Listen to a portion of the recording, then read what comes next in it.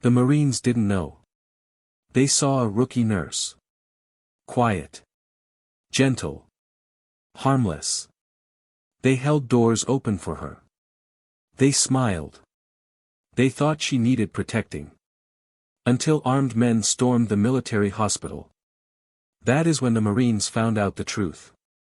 Their rookie nurse was a Navy SEAL. She always was. Before you watch full story, comment below from which country are you watching. Don't forget to subscribe for more amazing stories. The helicopter landed at Camp Ridgeline Military Hospital on a Tuesday morning that felt like punishment. Desert wind came in hard from the west. Dust flew across the landing pad. The base sat in the middle of nowhere, 3 hours from the nearest city, surrounded by flat land and silence. The kind of place the military sends people when they need something done quietly and without attention. The Marines on base had seen many new faces come and go. Doctors. Medics. Supply officers. They barely looked up anymore when someone new arrived. But they noticed her. Not because she was loud. Not because she was trying to be noticed. They noticed her because she looked so completely ordinary. So completely harmless. She stepped off the helicopter wearing plain blue nursing scrubs. One bag. Medium height. Dark hair pulled back tight. Face calm and soft. She looked like someone's younger sister. She looked like the kind of person you hold a door open for without thinking. Her name badge said, Sarah Cole, registered nurse, first assignment.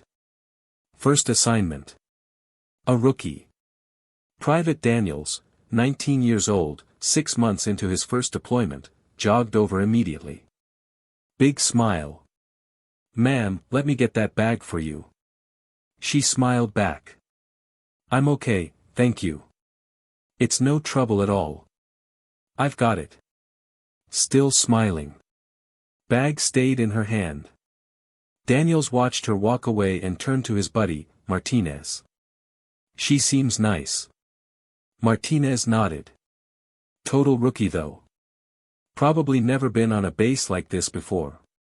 They were both completely wrong. About everything. Sergeant Rivera, the communications officer, passed Sarah in the entrance hallway and gave her the standard welcome, showed her the break room, the supply closet, the locker area. Sarah asked small, simple questions. "Where is the cafeteria? What time does the morning shift start? Is the water drinkable from the tap?" Rivera thought, sweet girl, she'll need some time to adjust to a place this rough. What Sarah was actually doing, underneath the small questions and the friendly smile, was something else entirely.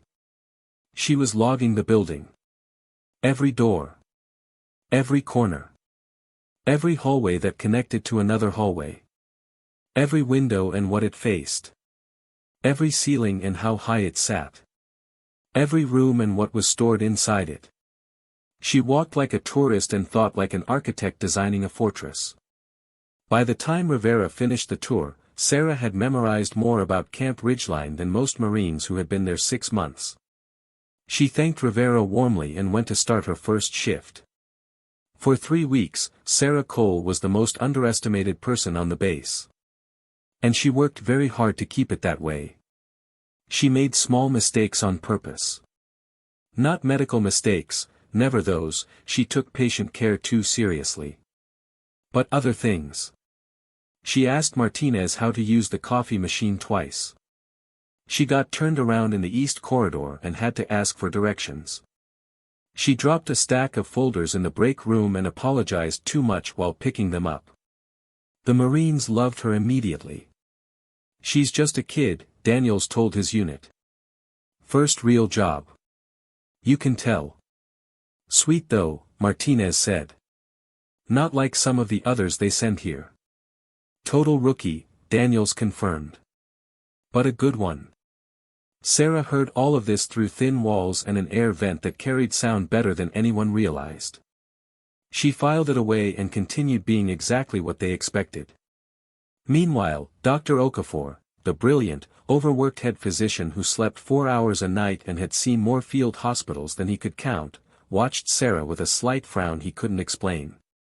She was excellent at her job. Genuinely excellent. Her hands were too steady. Her assessments were too fast. Her knowledge of trauma care was deeper than a first assignment nurse had any business having. He mentioned it to Colonel Hayes once, casually. The new nurse is unusually good. Hayes had looked up from his desk. How so? She moves like someone who has worked under pressure before. Real pressure. Hayes had nodded slowly. That feeling again, the one he got before a situation changed shape. He had filed the paperwork on Sarah Cole himself. First assignment. Registered nurse. Clean record. He had pushed the feeling aside. He would not push it aside much longer. Every evening, after her shift, Sarah went for what the staff assumed were casual walks. Fresh air. Rookie nerves. Getting comfortable with a new place. She was doing something else entirely. She was preparing. She memorized the guard rotation at the south gate, 2 Marines, 45-second gap when they crossed paths at the corner. She memorized the east supply closet that nobody opened anymore. She found a storage room behind it and requested the key under the excuse of looking for extra gauze. She returned the key the same day. On her 4th day, she placed a sealed bag in that storage room behind 2 boxes of old linen. Nobody saw her do it. Nobody was supposed to. 3 weeks in, on a Sunday night, Sergeant Rivera picked up something strange on the radio. A short burst. Scrambled. A frequency the base did not use. She flagged it, ran it through standard decryption, got nothing, and filed it as weather interference. Sarah was passing the communications room when the tail end of the signal played through the open door. She kept walking. Her face showed nothing. But her entire body recognized that sound the way your body recognizes the smell of smoke before your brain finishes the thought. She had heard that frequency before. 2 years ago. Different continent. Different name on her badge. Completely different clothes. The same signal. It was a scouting burst. A preparation call. The kind that came 12 to 24 hours before a team moved on a target. Sarah went to her room. Sat on the edge of her cot. Breathed slowly and thought it through with the kind of cold, clear focus that had been trained into her over 4 years of the hardest military program in the world. She had been a Navy SEAL for 4 years before she went into this work. 4 years of training that started with men quitting in the first week and ended with a handful who could do things most people did not believe were possible. She had been one of the first women to complete the program. She had not made a single announcement about it. She had simply done it and moved on to the next thing. The next thing had eventually led here. To a base in the desert. To a name badge that said Rookie Nurse. To a storage room with a sealed bag behind old linen. She had been placed at Camp Ridgeline because someone in a building with no windows and no public address had looked at a file and decided this base needed a specific kind of protection. The kind that wore scrubs and smiled at privates and asked directions to rooms she already knew by heart. The signal meant her instincts had been right. She lay down on the cot and slept for 5 hours. Deep and controlled. The kind of sleep that SEALs learn because the body must be rested to do what the mind has already decided. The attack came at 0200 hours. Fast.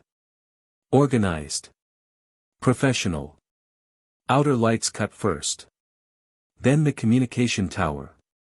Then the sound, boots on hard ground, moving from 3 directions at once, tight and coordinated. 12 men. Armed. Moving in formations that spoke of real training. Not soldiers serving a country. The kind of men who served whoever paid most, and someone had paid very well for tonight. Their target was a patient in Ward C. A man transferred to Ridgeline 3 days ago under a false name, carrying information that powerful people needed to either own or destroy. The attackers knew his room number. They knew the floor plan. They had the guard rotation memorized. They did not know about Sarah. Nobody had told them because the people who placed Sarah at this base were very good at not telling people things. The first alarm tripped in the security room. Corporal James stared at his screen. 4 perimeter sensors at once. Contact south and east walls, he said, voice cracking. Rivera ran in. Cameras? Dark. All of them. The lights died. Emergency backup, dim orange, filled the corridors. Radios screamed with broken voices. Marines scrambled. Boots pounded floors. Someone was already shouting for a weapon count. The first gunshot came from outside. Flat and hard in the night air. Then another. Then chaos. Sarah was already moving before the first alarm finished its first beep. She had been awake for 20 minutes. Her body, built over years of training and then years of operations in places that never made the news, had pulled her out of sleep before the sensors tripped. Some combination of sounds and air pressure and the particular silence that falls right before something breaks. She moved through the hospital in complete darkness without touching a light switch. She knew every step by count. East corridor. 14 steps.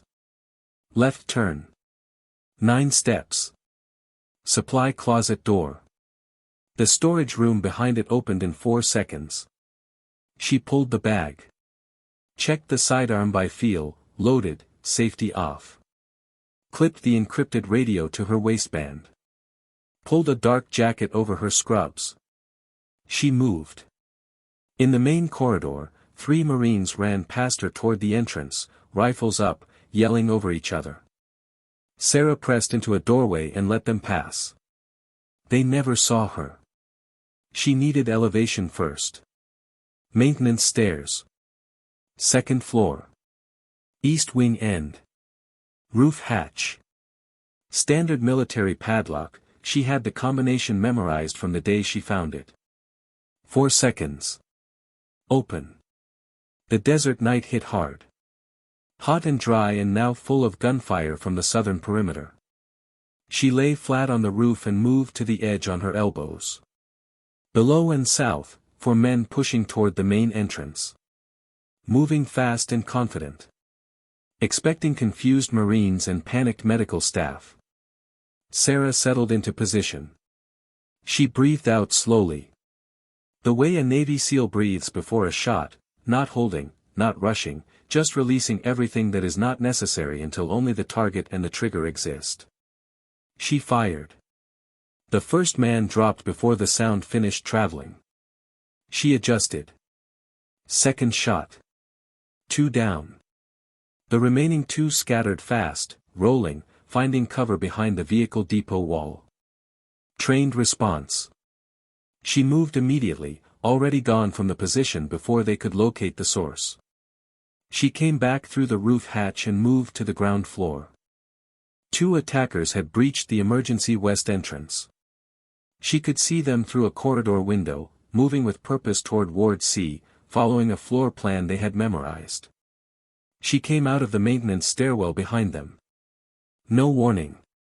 No announcement. 2 shots. Both down. Under 3 seconds total. She stepped over them, took one of their radios, and locked the Ward C door from the outside. Inside, she could hear 2 nurses pressed behind an overturned cart. She knocked twice, the specific knock she had shown the night staff during her first week, the one she had told them meant stay down and stay quiet and do not open this door. She had told them it was hospital safety protocol. They had believed her. She moved back into the corridor with the enemy radio pressed to her ear. Still active. Still voices. She counted 6 men still operational. Regrouping. Rerouting. Adjusting to losing contact with the men she had taken down. These were not amateurs. They adapted quickly. So did she. She clicked the hospital intercom for exactly 2 seconds. A signal. One person on this base had been told what that sound meant. Colonel Hayes, in the command room, heard it. He stared at the intercom speaker. His hand hovered over the radio. He had been given that signal 2 months ago by a man whose name he had been told to forget. The instruction had been simple: if you hear this, hold your Marines back and trust what is already in position. Hayes had thought it was strange at the time. He did not think it was strange now. All units hold at the command building, he ordered. Rivera turned. Sir, we have men out there. Hold position. His voice was rock. Something else is handling it. Rivera stared at him. Something else? Sir, what does that? Hold. Position. The remaining attackers used smoke. Thick gray canisters rolled under the east door. The fire alarm screamed. Sprinklers activated. Floors turned wet and slick. Visibility dropped to nothing. Sarah dropped immediately, flat on the floor, moving under the smoke layer the way she had trained in rooms designed to be worse than this. Eyes half closed. One hand on the floor for orientation. Pistol in the other. She moved through the smoke by memory. The radio told her where they were going. She was already there when the first one turned the corner. One strike. Silent. She pulled him into a supply alcove and kept moving. The next two came together, stacked tight, professional, rifles sweeping. She waited behind a pillar until the first man crossed the point in her head. 2 shots, 1 breath. Both down. 3 left. She heard them regroup in the loading bay. Their leader's voice on the radio, low and controlled but with an edge underneath it. They were starting to understand that something was wrong, not just that they were losing men, but that they were losing them in a pattern. Clean. Quiet. Always from a direction they had not covered. This isn't Marines, one of them said on the radio. She heard it clearly. Someone else is here. He was right. 2 of them pushed toward the generator room, trying to kill the lights permanently and reset the situation. 3 went for Ward C, final push. Desperate now. Sarah chose Ward C. She came down the back stairwell behind them. Stepped silent on wet tile. 1 attacker turned, too slow. His eyes went to her scrubs first. Confusion crossed his face for exactly 1 second. She did not give him a second more than that. The last 2 tried to run when they heard him fall. She did not let them. The silence that follows the end of a fight is unlike any other silence. It is heavy. It has weight and texture. It sits on the chest of everyone in the building and makes breathing feel like something you have to think about. Sarah stood in the east corridor. Water dripping from the sprinklers. Smoke thinning. The fire alarm still screaming above everything until someone found the switch and killed it. 11 down inside and outside combined. 1 in custody at the north exit, where Hayes had quietly repositioned 2 Marines when he heard the external alarm, the only order he had given all night that moved men forward instead of holding them back. It was over. She holstered her weapon and walked back toward the main corridor. Private Daniels was sitting on the floor against the wall. Hands shaking. A small cut on his forehead. Eyes staring at the middle distance the way eyes do when the brain is still catching up to what the body just experienced. Sarah sat beside him on the wet floor without hesitation. Still in her nursing scrubs. Dark jacket over them. Hair still pulled back tight. "You're okay," she said. He looked at her. "What, who, how did you?" He stopped. Started again. "Ma'am, are you, what just happened?" "You're okay," she said again. "Breathe first." He breathed. She waited. Around the corner, she could hear Boots, Hayes and his Marines moving through the corridor, clearing and counting. She heard Hayes's voice, low and steady, the way a commanding officer's voice gets low and steady when he is controlling something very large with great effort. Then Hayes came around the corner and saw her. He stopped. Behind him, 8 Marines stopped. They all stared at the woman in blue nursing scrubs sitting on the wet floor next to Daniel's. Her jacket was dark with smoke. There was a cut on her left forearm she hadn't noticed until now. Her face was completely calm. Hayes walked toward her slowly. He looked at the corridor behind her. The doors. The damage. The unmistakable evidence of what had happened here. Bullet marks in the walls. Water still dripping from the sprinklers. The smell of smoke hanging in the orange emergency light. 11 men down. One base standing. He looked back at her. "You're a SEAL," he said. Not a question. The flattest, most certain statement he had made in years. Sarah met his eyes. She didn't confirm it or deny it. She simply held his gaze with the kind of steadiness that answered the question better than any word could. Hayes exhaled through his nose. How long? 4 years active. Then this. And nobody told me. Nobody was supposed to.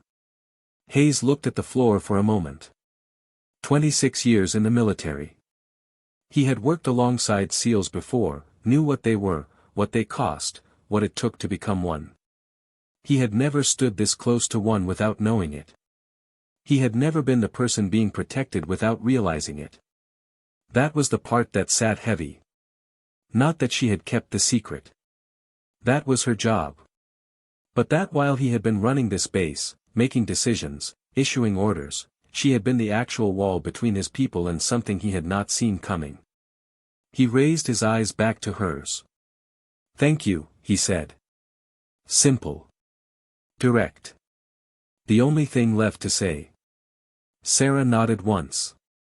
Behind Hayes, the Marines were completely still. Daniels had gotten to his feet. He stood beside Martinez, both of them staring at Sarah with expressions that were somewhere between shock and something that had no clean name. Martinez said, very quietly, "She's the rookie nurse." Nobody answered him. Nobody needed to. Daniels looked at Sarah. He thought about every time he had smiled at her like she needed protecting. Every time he had offered to carry her bag. Every time he and Martinez had called her the rookie. Every time he had walked past her in the corridor and felt like he was looking out for her without her knowing. She had known. She had always known. And she had let him feel useful anyway. "Ma'am," he said. His voice came out strange. "I tried to carry your bag." Sarah looked at him. Something close to warmth crossed her face. "I know. You didn't need me to carry your bag." "No," she said. "But it was kind of you to offer." Hayes turned to face his Marines. He straightened to full height. His voice came out the way a commanding officer's voice is supposed to come out, not loud, but impossible to ignore. "She is a Navy SEAL. She was placed here to protect this base and the asset in Ward C. She has done her job." He paused and let that land. "Every one of you is standing here breathing because of her. Is that understood?" The hallway was silent. Then, one by one, the Marines nodded. Daniel straightened up until he was standing as tall as he had ever stood in his life. By 0600, Camp Ridgeline smelled like smoke and wet floor and the particular sharp smell of a place that has just survived something it was not supposed to survive alone. Dr. Okafor found Sarah in the break room. She was sitting with a cup of coffee she hadn't touched, forearm bandaged now. She had done it herself, efficient and clean, the way someone bandages a wound when they are very used to bandaging wounds. Okafor sat across from her. He looked at her for a long time. "Navy SEAL," he said. She looked up. "I knew something was different," he said. "Your hands. Under pressure last month when we had the emergency with the convoy casualties. Your hands were completely still." He shook his head. A first assignment nurse does not have still hands in that situation. "Most people don't look that carefully," Sarah said. "I'm a doctor. Looking carefully is the job." He leaned forward. "Are you actually a nurse? Or is that entirely?" I'm a real nurse. Real license. Real hours. Real hospital in Maryland for 2 years before the SEAL program. She picked up the coffee. Both things are true at the same time. Okafor was quiet for a moment. And after this? Transport comes this afternoon for the Ward C patient. After that I go wherever the next place is. Do you know where? Not yet. He nodded slowly.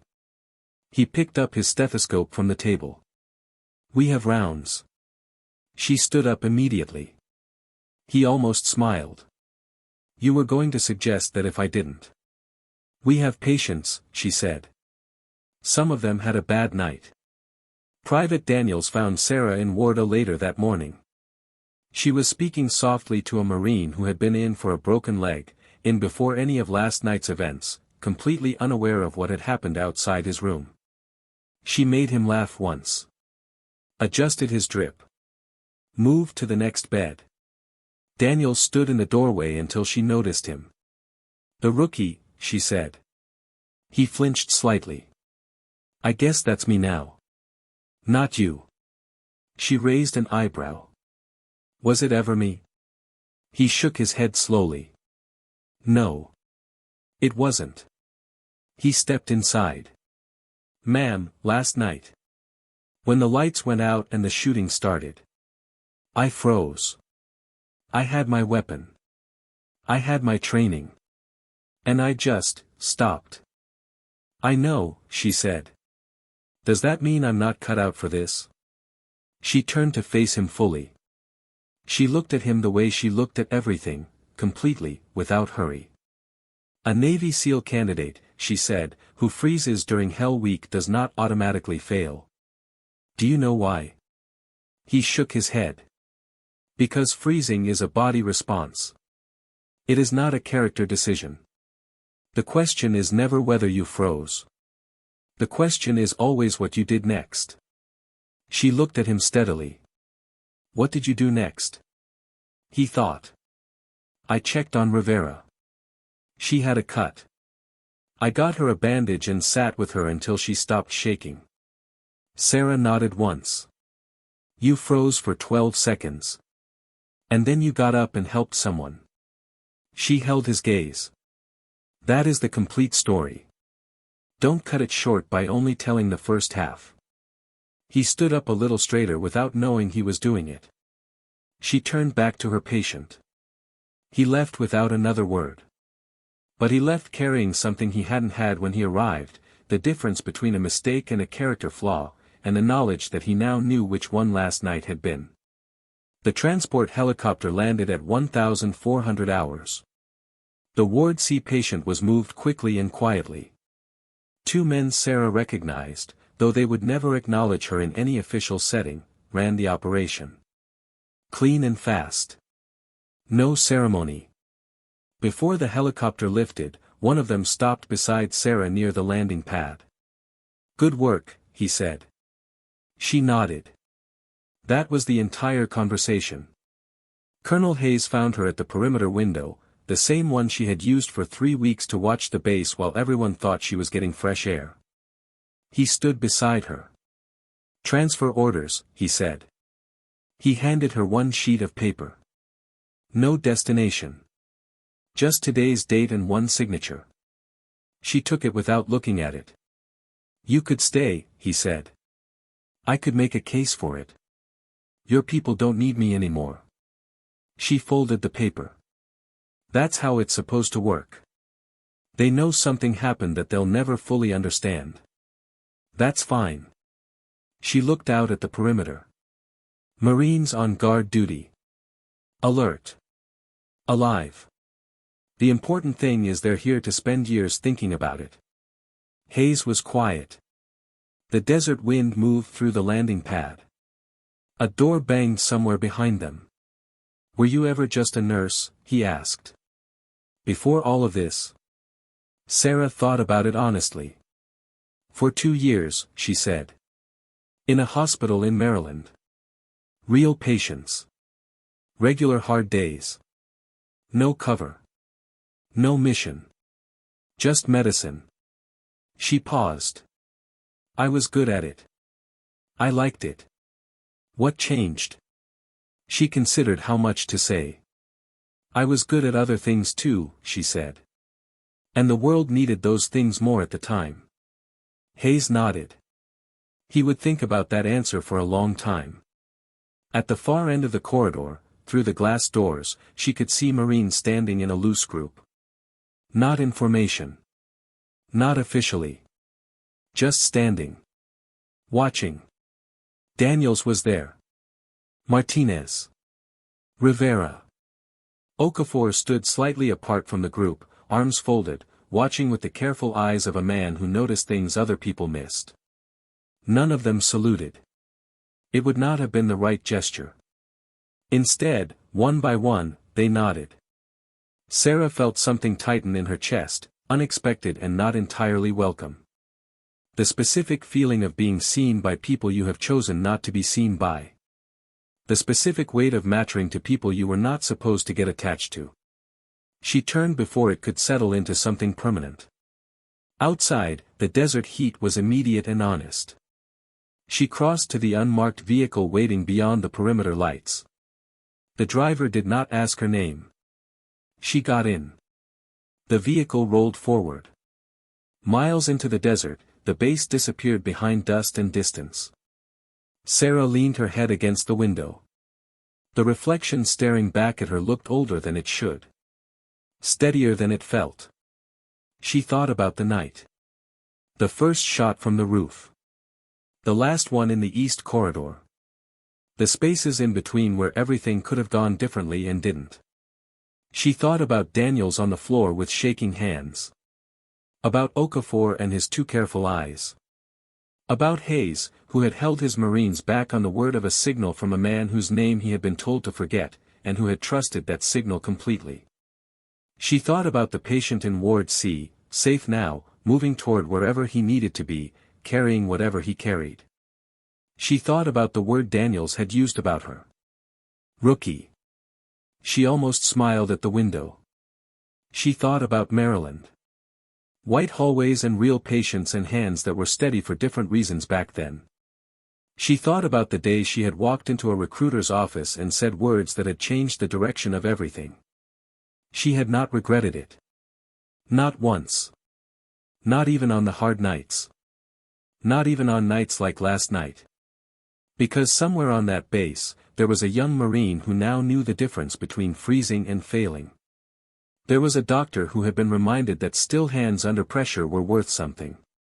There was a commanding officer who had held position on trust and been proven right. There were 12 Marines alive who had been in a building that 12 armed men had believed would be easy. None of them had been easy. Because she had been there first. Somewhere ahead, another base waited. Another badge with another name. Another hallway to memorize, another rotation to count, another bag to place behind something no one opened anymore. She would show up in scrubs. She would smile. She would drop something in the break room and apologize too much about it. And they would call her the rookie. And she would let them. Until the moment came, if the moment came, when they would find out what she already was. The vehicle moved forward through the desert. The road was long and flat and went somewhere she did not yet know. She was ready for it.